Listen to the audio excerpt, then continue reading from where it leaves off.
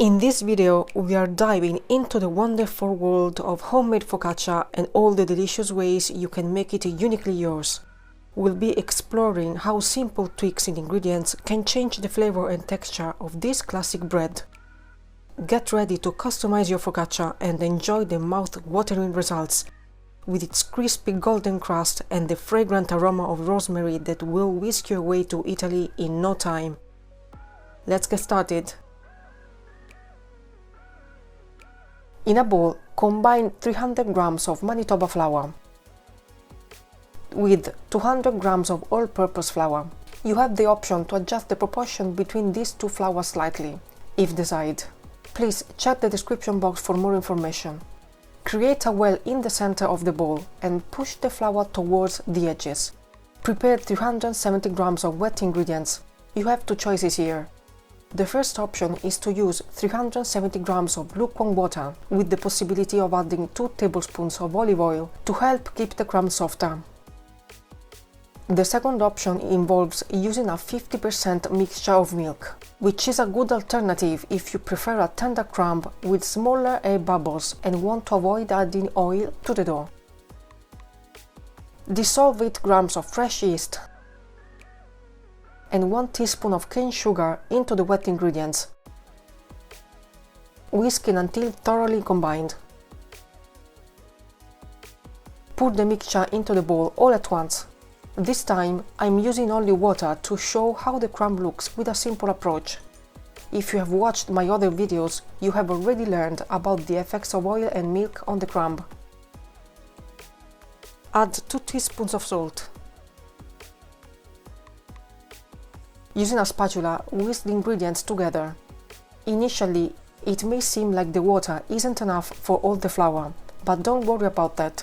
Just continue whisking until everything is combined.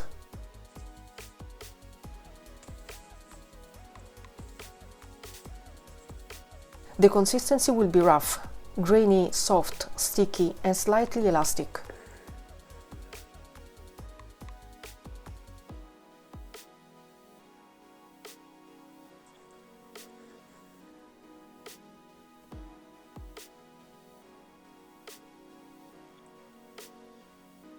Now cover the bowl with a lid and let the dough rest.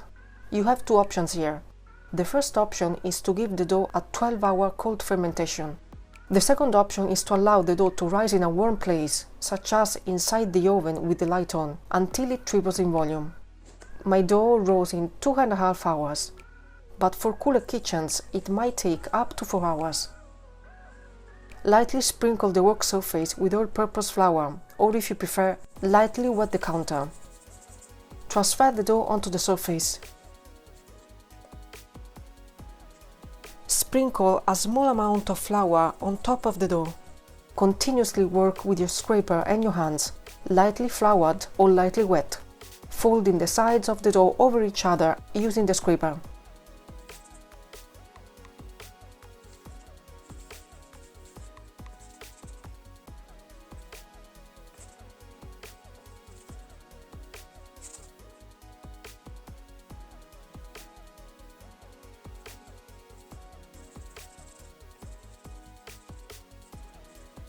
Prepare a baking tray and lightly grease it with oil.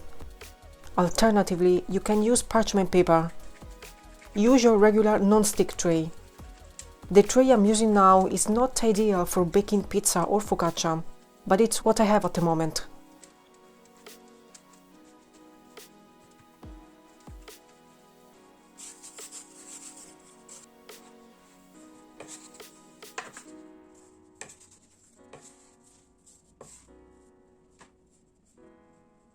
Once you have transferred the dough onto the baking tray, lightly flour it and begin spreading the dough with your fingers and palms.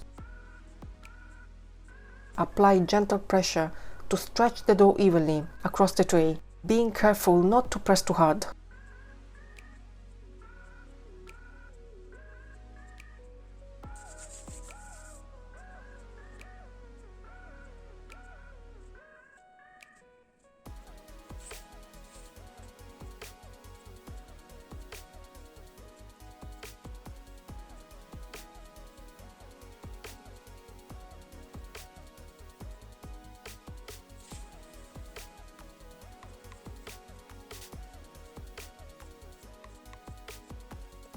sprinkle a very small amount of flour on the dough whenever it starts to stick.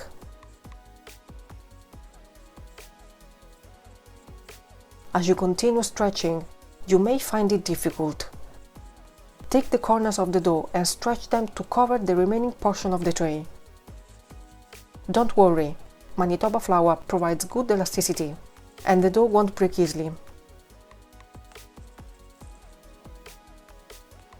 Seal the edges of the dough against the tray to prevent water from seeping underneath, which can cause sticking. Once the dough is completely stretched and even, you can make dimples in it. This helps distribute the dough more evenly.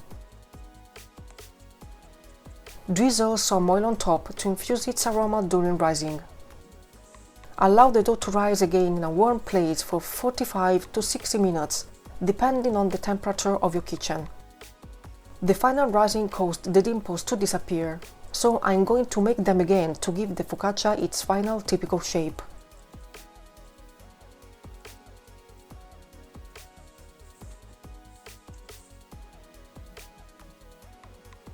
As usual, we are going to add some extra virgin olive oil, some water, fresh rosemary, and coarse salt on top. Now the focaccia is ready to bake in the oven at 200 degrees Celsius in conventional mode for 25 minutes. Look at how beautifully golden and crispy it is. Let it cool on a wire rack. And here you have another beautiful golden crisp focaccia, made simply and quickly. A must-have recipe to add to your cookbook and personalize according to your tastes. And look at that crumb, it's so nice and well proportioned, so pillowy, soft and yummy. This focaccia speaks for itself and doesn't need any more descriptions. The scent of rosemary and olive oil tickles my senses and brings to mind the Mediterranean landscapes of my beautiful country. I hope you enjoyed this video, and if you did, don't forget to like and share. Leave a comment, consider subscribing, and hit the bell to receive notifications. Thanks for watching, and I'll see you next time.